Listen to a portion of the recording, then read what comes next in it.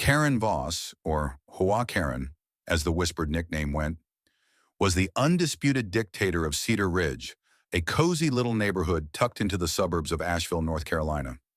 At 56, she'd ruled the HOA with an iron fist for nearly a decade, her reign as unyielding as the bylaws she'd memorized like scripture. Her house, a squat ranch with pristine white siding and a lawn so manicured it could have been a putting green, sat smack in the middle of Maple Lane, giving her a panoramic view of her kingdom. Every flower pot, every fence height, every blade of grass was subject to her scrutiny, and she'd once slapped a $75 fine on a kid for leaving a tricycle in a driveway overnight. Karen didn't just live in Cedar Ridge. She was Cedar Ridge, or so she believed. Her days were a symphony of control, played out with precision. Mornings kicked off with a brisk walk, less for exercise, more for espionage, her blonde bob bouncing under a visor, her Fitbit ticking off steps as she hunted for violations. She'd swing by the local Starbucks for a skinny latte, snapping at the barista if the milk was too hot, then retreat to her command center, a dining room turned office, cluttered with HOA files and a corkboard pinned with complaint letters. Afternoons meant trips to the garden center or grocery store, where she'd lecture staff about wilted lettuce, and evenings were for sipping rosé on her patio, scrolling next door to pounce on suspicious dog walkers. She was the queen bee, and she thrived on it. Karen's appearance was as loud as her personality. Her hair, dyed a brassy blonde, was teased into a bob so stiff it barely moved in the wind, thanks to bi-weekly blowouts at Curl Up and Die. She favored loud blazers, lime, peach, hot pink, over khaki capris that hugged her bony legs, accessorized with chunky gold jewelry, and a tote bag emblazoned with Boss Lady in glittery script. Her green eyes, framed by too much eyeliner, had a way of narrowing into slits when she spotted trouble, and her voice, a high grating whine, could shatter glass. She wasn't just noticeable, she was a neon sign with attitude. Cedar Ridge was a postcard of suburban bliss. Tidy homes with wraparound porches, blooming dogwoods, a community garden tucked behind the clubhouse that burst with color every spring. But beneath the charm, it was a hotbed of quiet feuds. The Clarks hated the Lees for their gaudy wind chimes. Mrs. Harper grumbled about the Garrett's loud mower, and everyone lived in Karen's shadow. She'd once banned solar lights, claiming they disrupted the nighttime aesthetic. All we kid worm. Most folks complied because arguing with her was like wrestling a buzzsaw, messy and futile. Not everyone bowed, though. Across the street lived Mia Torres, a 34-year-old graphic designer with a green thumb and a stubborn streak.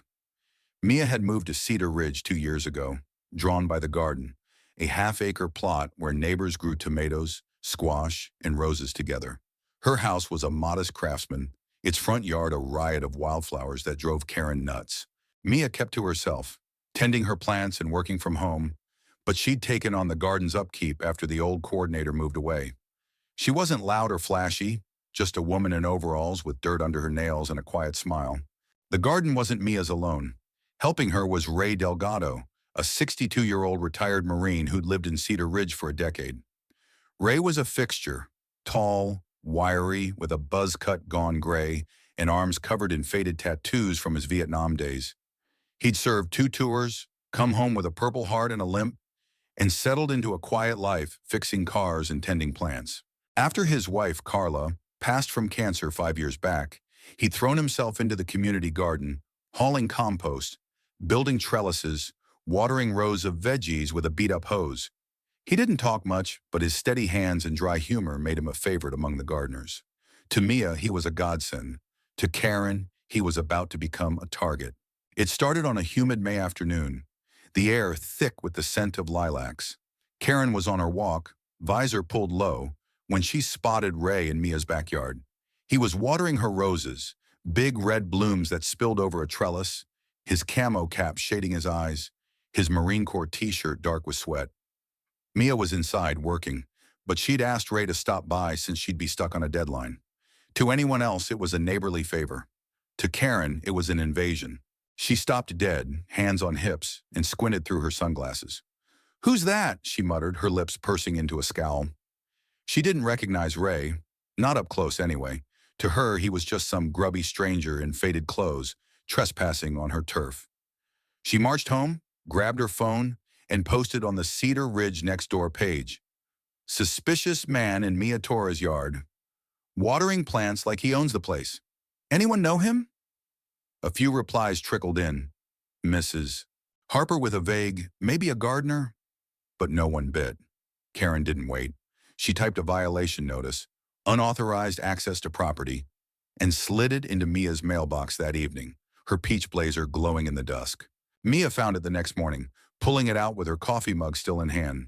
She read it, frowned, and laughed, a short, incredulous sound. Seriously? She said to her cat, Luna, who blinked from the windowsill. She texted Ray a photo of the notice. Karen's at it again. You're a stranger now. Ray replied with a single emoji, a face palm, and added, she's got too much time on her hands. Mia shrugged it off, figuring it'd blow over. She figured wrong. Karen didn't let it slide. By Friday, she'd emailed the HOA board, her usual posse, like Donna, a busybody widow, and Phil, a spineless realtor, claiming Mia was endangering the neighborhood by letting unvetted strangers roam free. We need stricter access rules, she wrote, attaching a blurry photo of Ray she'd snapped from her patio. Donna replied, looks shady to me. Phil just said, whatever you think, Karen. She posted again on Nextdoor, this time naming Mia. Residents need to vet their guests. Safety first. The likes were sparse, but the comments stirred. Ray's buddy Jim wrote, that's Ray Delgado, you nut. He's lived here forever. Karen deleted it, fuming. Mia saw the post, Jim forwarded it, and rolled her eyes. She didn't do Nextdoor much, but this was personal now. She knocked on Ray's door that evening, a six-pack of beer in hand. She's calling you a stranger, Mia said, grinning. Ray chuckled, his gravelly voice warm. Guess I'm a ghost then. Been here 10 years. They sat on his porch, sipping, and decided to ignore it. She'll tire herself out, Ray said. He was wrong too. Karen escalated Saturday. She called the cops, claiming a suspicious male was loitering in Mia's yard. Two officers, Sergeant Brooks and a rookie, Patel, showed up while Ray was watering again. Sir, we got a call, Brooks said, sounding bored. Ray set the hose down, wiped his hands, and smirked. Let me guess, Karen Voss? Brooks nodded, almost apologetic. You live here? 10 years, Ray said, helping Mia with her garden. Patel scribbled something, and they left. But not before Karen snapped a photo from her window, posting it. Police investigating, finally. Cedar Ridge started buzzing. Jim told the Garretts, who told Mrs. Harper, who told the Clarks. She's after Ray now, they whispered, some annoyed, some amused. Karen didn't hear it. She was too busy plotting. She thought she was winning, thought she was the protector. But Ray wasn't just some stranger, and Mia wasn't alone. The garden wasn't just plants. It was a community, and Karen had just kicked a hornet's nest. Karen Voss wasn't about to let a little pushback derail her mission. That Saturday police visit, short as it was, lit a fire under her, and she spent the evening on her patio, rose in hand, plotting her next move. The photo of the cops talking to Ray was her trophy, pinned to the Nextdoor page like a badge of honor. See, she muttered to Whiskers, her cat, who flicked his tail from the railing. I'm keeping this place safe. She didn't care that Ray lived in Cedar Ridge, didn't care that Mia vouched for him. To her, he was an outsider in her domain, and Mia was complicit, a rule breaker who needed to be taught a lesson. Sunday morning, she struck. She drafted a second violation notice, this one upping the ante to $100, citing repeated unauthorized access and failure to comply with HOA safety protocols. She marched it over to Mia's house herself, her lime green blazer a beacon in the May sun, and taped it to the door with a smug flourish. Then she emailed the HOA board, Donna, Phil, and a few others, attaching the blurry photo of Ray in a rant.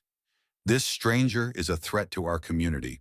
Mia Torres is flouting rules and we need to act. Fines, hearings, whatever it takes. Donna replied fast. Totally agree, Karen. He looks sketchy. Phil hedged. Maybe a warning first? But Karen ignored him. She was on a roll. Mia found the notice that afternoon, pulling it off her door while juggling a bag of potting soil. She read it, her jaw tightening, and muttered, "This woman's unhinged." She snapped a photo and texted it to Ray. Round two. She's doubling down.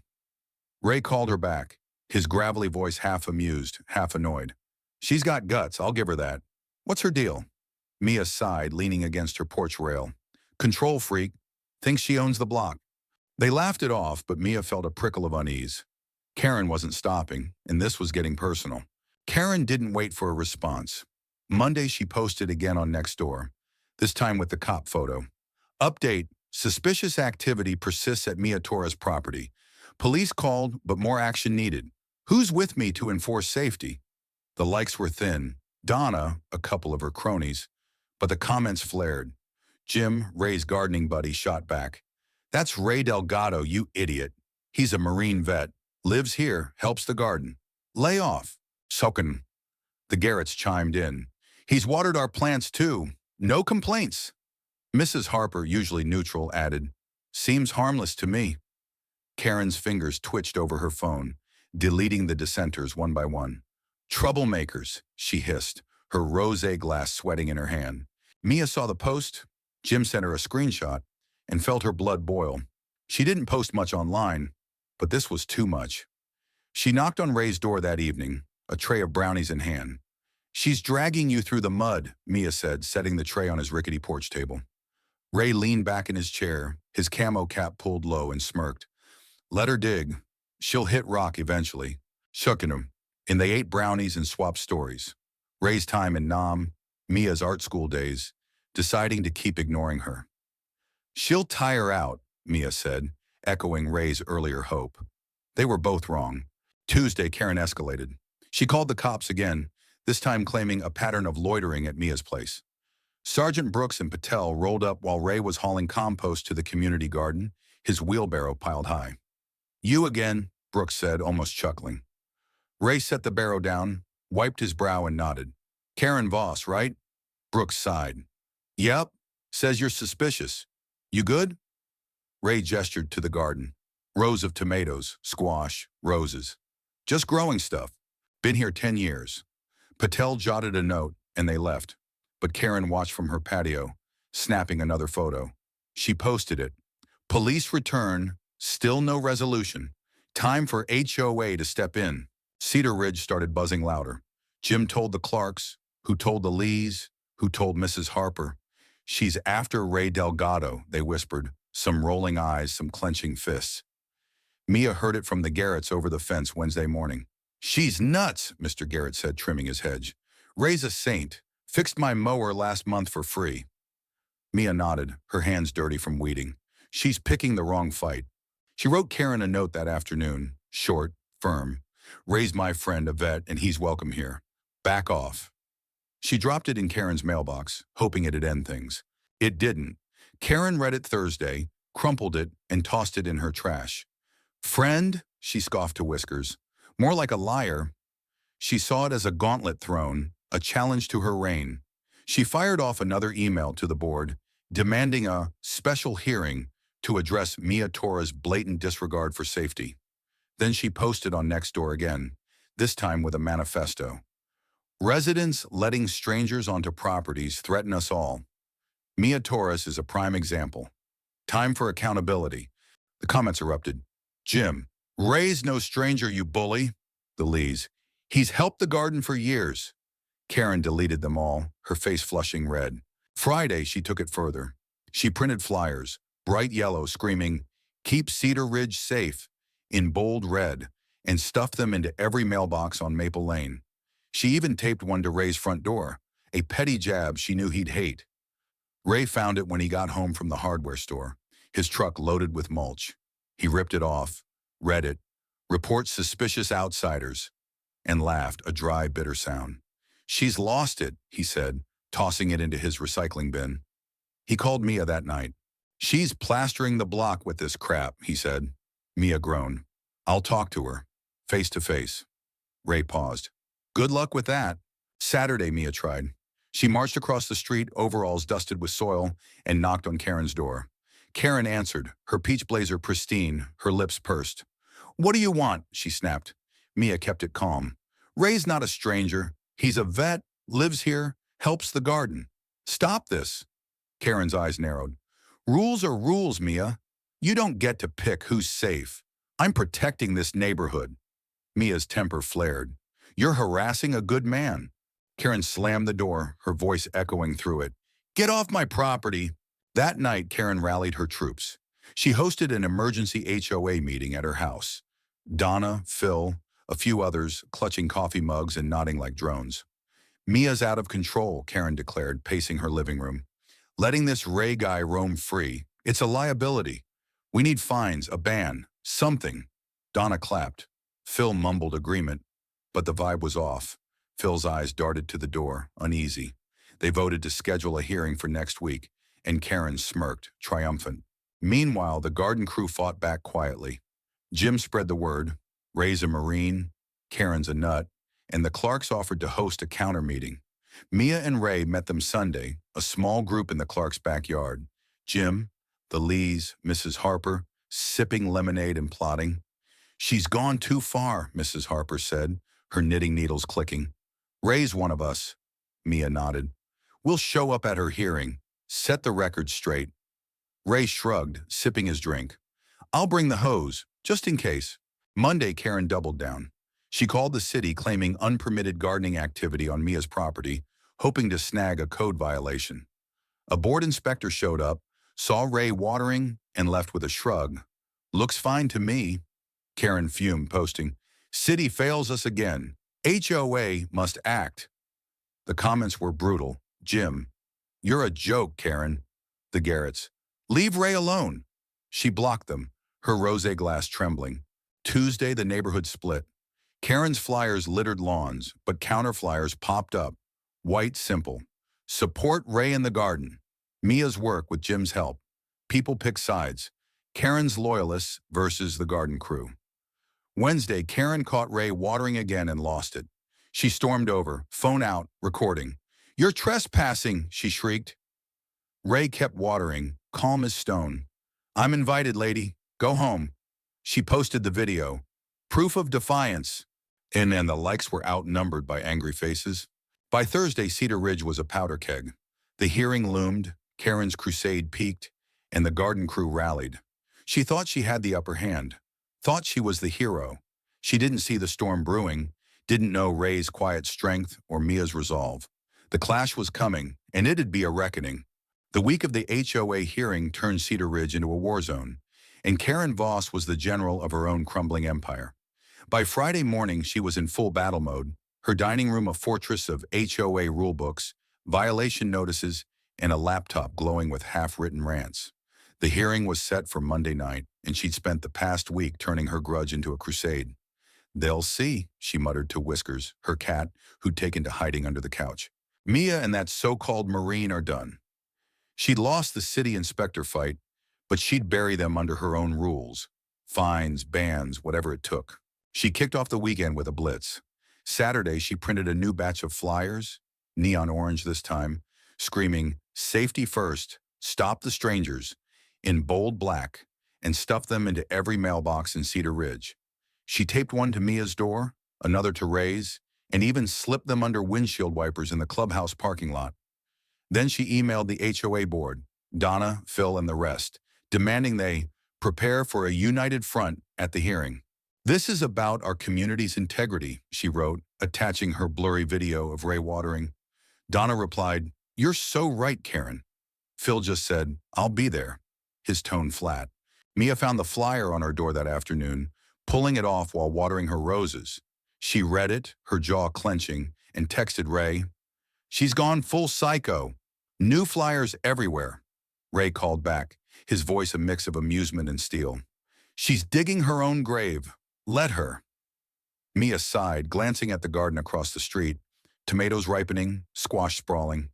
"She's dragging you down with me. I'm sorry." Ray chuckled. "Kid, I've faced worse than her in Nam. We'll handle it." They agreed to meet the garden crew Sunday, ready to crash the hearing. Karen didn't stop at flyers. Sunday, she posted on Nextdoor again, a manifesto. Monday's hearing will decide if Cedar Ridge stays safe or falls to rule breakers like Mia Torres and her guest. Be there. The comments exploded. Jim, Ray's a vet, not a guest, you clown. The Lees, He's more Cedar Ridge than you, Mrs. Harper. This is ridiculous. Karen deleted them all, her face red with fury, and blocked half the neighborhood. Then she called the cops a third time, claiming ongoing trespassing at Mia's. Sergeant Brooks showed up, saw Ray hauling mulch, and waved him off. "Tell her to stop wasting our time," Brooks muttered, driving away. Karen snapped a photo anyway, posting, "Police presence ignored, HOA must act." Cedar Ridge was splitting at the seams. The garden crew, Jim, the Clarks, the Lees, Mrs. Harper, met at the Clarks Sunday night, a dozen strong, sipping iced tea in the backyard. Mia brought her flyers, "Support Ray and the garden," and Ray brought his calm, leaning on a chair with his camo cap low. "She's got the board in her pocket," Jim warned, his voice gruff. "But we've got numbers." Mrs. Harper nodded, her knitting needle still. "Ray's a hero. She's a bully. We'll show up." Mia smiled, nervous but firm. "Let's make it loud." Ray just smirked. "I'll bring the hose." Monday dawned hot and sticky, the air buzzing with tension. Karen spent the day prepping, ironing her hot pink blazer, printing violation logs, rehearsing her speech. She strutted to the clubhouse at 6 p.m., her posse in tow, Donna clutching a notepad, Phil shuffling behind. The hearing room was small, fluorescent lights, folding chairs, a rickety table, but it was packed by 6:30. Karen's loyalists sat up front, Donna, Phil, a few others, while the garden crew filled the back. Mia, Ray, Jim, the Clarks, the Lees, Mrs. Harper, even the Garretts. Word had spread, and neighbors who'd stayed neutral showed up too, curious or fed up. Karen took the podium at 7 p.m., gavel in hand, her voice a nasal whip. "Thank you for coming," she began, her smile tight. "We're here because Mia Torres has endangered Cedar Ridge by allowing an unvetted stranger onto her property, repeatedly. This Ray person is a safety risk, and I've got proof." She waved her violation notices, the video cued on her phone. "Fines haven't worked, so I propose a ban. No outsiders without board approval, starting with him." "Hooray!" Donna clapped. Phil nodded, but the room shifted. Murmurs, glares, a few snorts. Mia stood, her overalls dusted with dirt, her voice steady. "Karen, that's Ray Delgado. He's lived here 10 years, served in Vietnam, and helps our community garden. He's no stranger. He's my friend, and he's welcome in my yard." The garden crew cheered. Jim loudest, "Damn right." Karen's eyes narrowed. "Rules don't bend for friends, Mia. You're reckless." Ray stood next, slow and deliberate, his gray eyes locking on Karen. "Lady, I've been watering that garden since you were still figuring out how to spell HOA. I'm a Marine, not a threat. You're the one stirring trouble." The room erupted, claps, whistles, a few "Ooras" from vets in the crowd. Karen banged her gavel, her face flushing.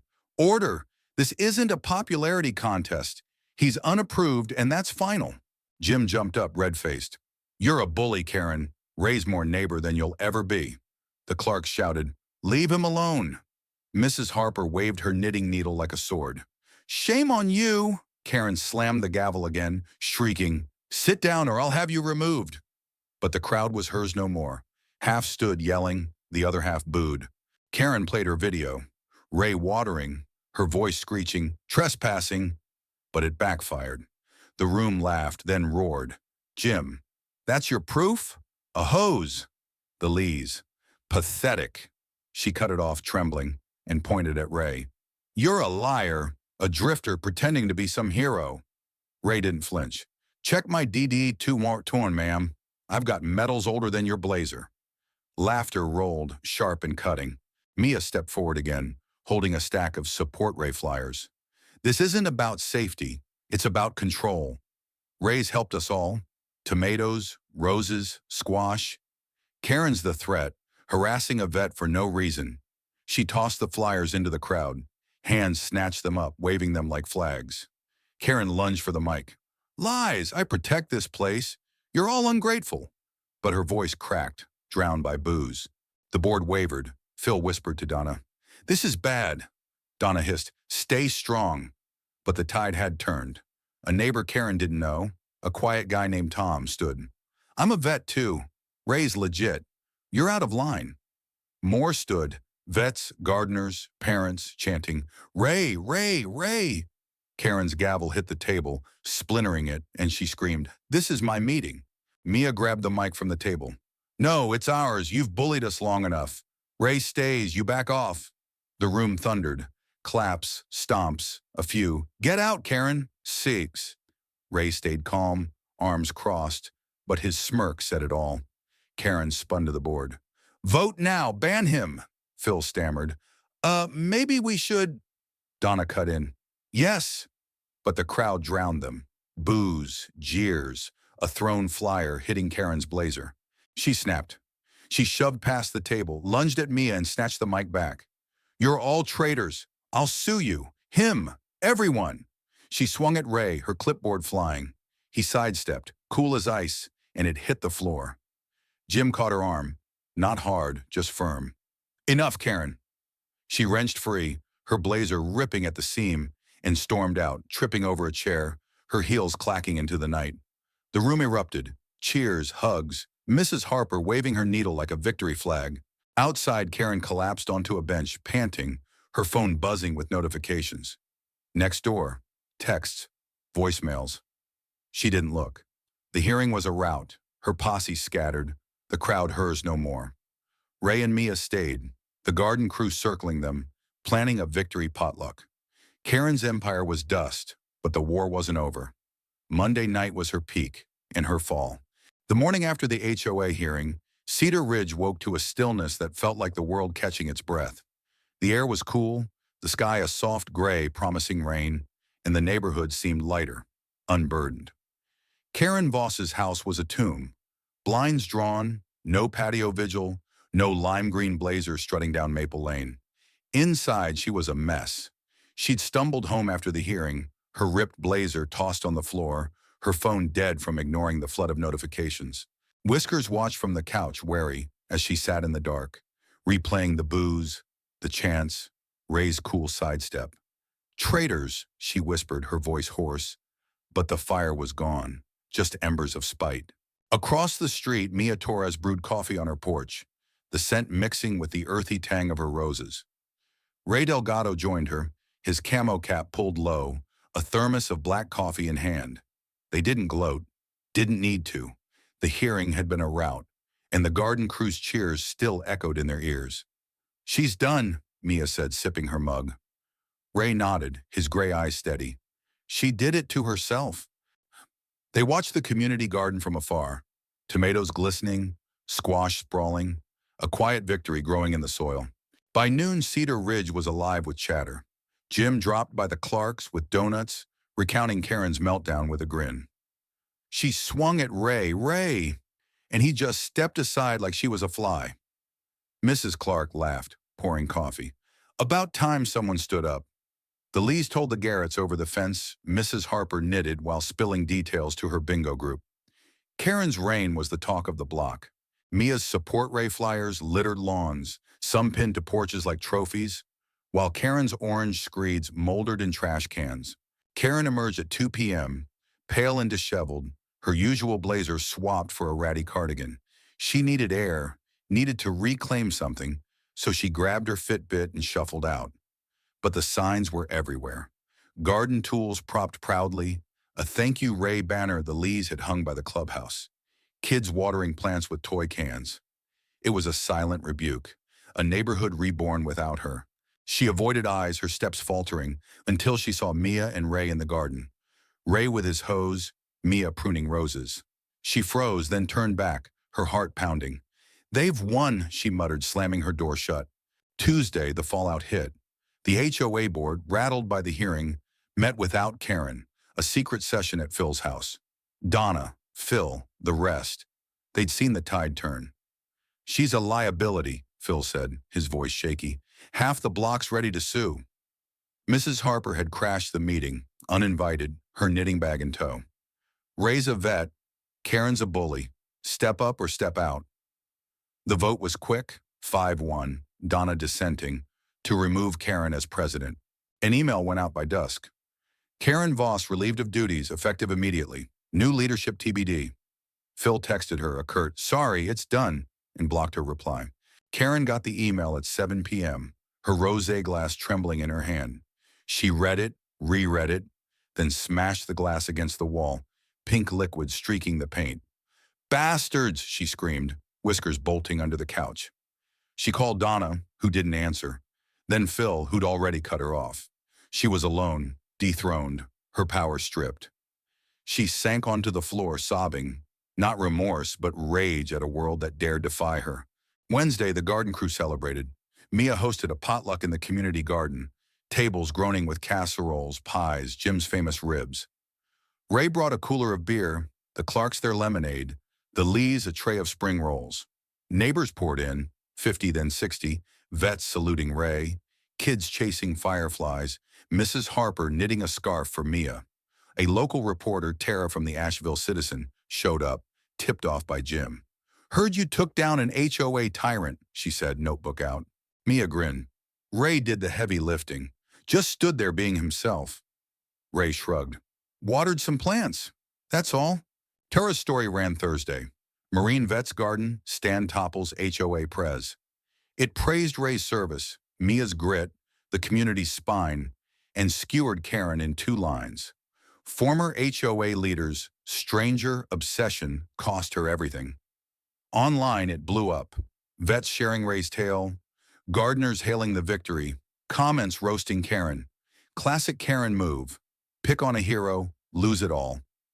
A petition to disband the HOA hit 150 signatures by nightfall, the Garretts leading the charge. Karen saw it Friday, her phone finally on, the hate mail piling up. Texts, emails, a note from Jim. "Karma's green, huh?" She didn't leave the house, didn't answer the door when Donna dropped by with a weak, "We can fix this." "Fix it yourself," Karen snapped, slamming it shut. She poured a rosé, stared at the garden through her blinds. Ray watering, Mia laughing, neighbors milling, and felt the weight. Her flyers, her rules, her throne, all ash. Saturday, Ray knocked on her door. She peeked through the peephole, saw his weathered face, and almost didn't open it. But curiosity won. She cracked it, cardigan rumpled, no makeup. "What?" she barked. Ray held out a tomato, ripe, red, from the garden. "Grew this," he said, no smugness, just fact. "Thought you might like it. We're done fighting." She stared, her mouth twitching, then took it, the door clicking shut. Ray walked off, his limp steady, and didn't look back. By Sunday, Cedar Ridge exhaled. The garden thrived. Volunteers doubled, Ray's hose a quiet legend. Mia planted a new rose bush. The Clarks built a bench. The Lees hung a community first sign. Karen stayed in, the tomato on her counter next to her violation drafts, unfiled, useless. She didn't walk, didn't post, didn't call meetings. Monday, she poured a rosé, sat alone, and watched the garden crew from her window. No rant, just silence. Weeks later, at a 4th of July barbecue, the neighborhood gathered, flags waving, Ray grilling, Mia passing lemonade. Karen didn't come, but her blinds twitched, catching the laughter, the unity. She sipped her drink, the tomato still uneaten, and let the quiet settle. Her reign was over, her lesson bitter, and Cedar Ridge bloomed without her, a garden of karma rooted deep.